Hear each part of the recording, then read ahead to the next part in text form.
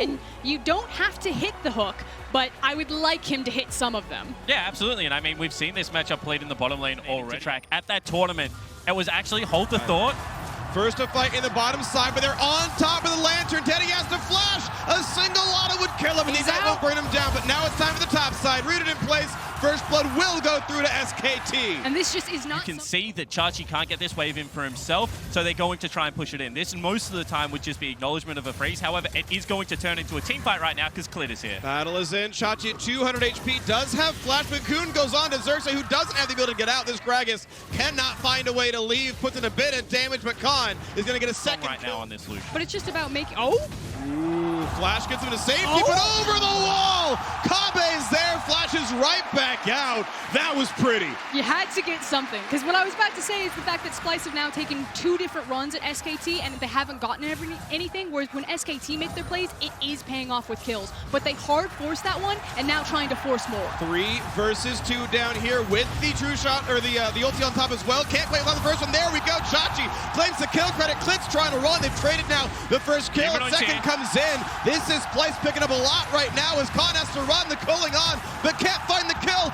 A single auto would knock him down, and Splyce are firing. They're moving in. They understand they currently control the bot side of the map, and they need to start eating up these objectives to balance out the fact that Herald and Chachi are just getting pushed in. That route was at the right time. Figures himself up, but does he have a good way out? Owns the flash, but the CC comes in, and the Splyce 2-on-2 take down Split map. We assumed that Splyce would be able to convert and taking down the tower. There's a single plate left on it that they would potentially get the Drake and trade. They are hovering behind him. And this is going to be the turret taken down in the bottom side. One thing I want to call back to, a minute ago you talked about not the expectation for the squad.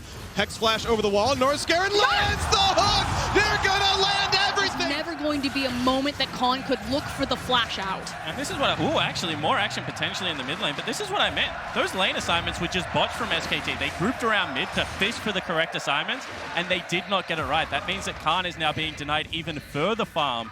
When he was generating such a good gold lead for himself, Humanoid's going to continue to accrue a lead. Nothing that SKT could do because there wasn't a dragon on the map. Oh, into the cocoon! What a prediction to watch for is the Splyce solo laners top the tournament in isolated deaths. Within 80 seconds, looking for the Flaku, not going to land just yet, and the Claw's now down for Faker. Hook's going to come into Northscarin. They're going to trade blows here into the front line, though. Khan putting a lot of damage in, forcing the flash out of Northscarin. Oh, comes across! Big flash flay! That's one kill coming through. Faker's in the chase. They're going to find a second now as well. Splyce running for the hill. Still looking for it.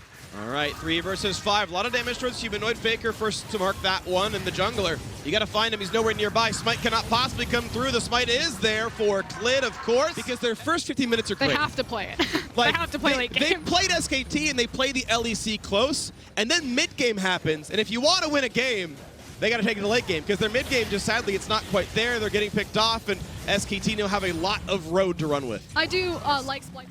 And slowly but surely, it is, of course, SKT taking more of the map. Faker in the 1v1 against Vizichach. Resume this siege. You can see that SKT, whilst the Baron buff is still available for the next 20 seconds, very content at taking away all the outer structures. They've now got themselves a 6,000 gold lead at 24 minutes into the game.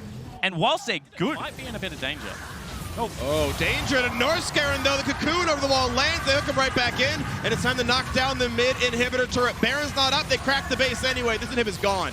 And I don't know what it is about SKT, because you can change out every single member, but they almost always have this core identity of SKT not only recognize exactly what they need to do, but exactly what you want to do to them. They find it, they figure it out, and they break it. Almost nobody for Chachi. Gets some damage, but not enough for the kill. Now the ult across from Faker. That could be enough to kill him. Heals a little bit more, but doesn't have the backup. Teddy finds that kill, and there's nowhere for Xerxes to go. He's going to drop as well. There could be more of a chase down. Faker just lives. The flash hook's not going to land. A trade kill. That's a nice one. The cleanse. He tries to get away, just back to the squad. And can he evade SKT? Which one's real? It's one on the north side. Puts in the chain. Everyone's going to bring in a teammate, though, and they're going to find the pull. Teddy exploded. And for me, the difference has not only been in the individual mechanics, but also just in the vision game that SKT have been playing See how since. much more they can crack down. Middle inhibitor already dead. Chachi found out by Khan. That matchup was tilted so early, and it's still paying dividends now. The fight on the bottom side. TP comes in, looking to knock down Teddy. Can they kill him? Yes, they will. A 1-for-0, but can it be enough? Can Kave survive with the damage across? They're still chasing down the opponents. Another kill comes in. The culling is there. Just barely can't kill the Kaisa, but a 2v4 is really hard to win. Xerxes going to flash away to safety now as well. SKT still on the chase. Picker has a claw soon, and they're hungry for blood. Looking to go right through the mid lane. Looking again to maybe knock down Kave. Can't quite find him just yet, but they have the Nexus turrets in sight. 4v2 to push, and SKT, it's still going to be a sub 30-minute win. The first 15 were fought valiantly, but SKT, the champions of Korea for a reason, pad the KDAs, add to the stats, 14-7 in kills, and the Nexus falls in game 1.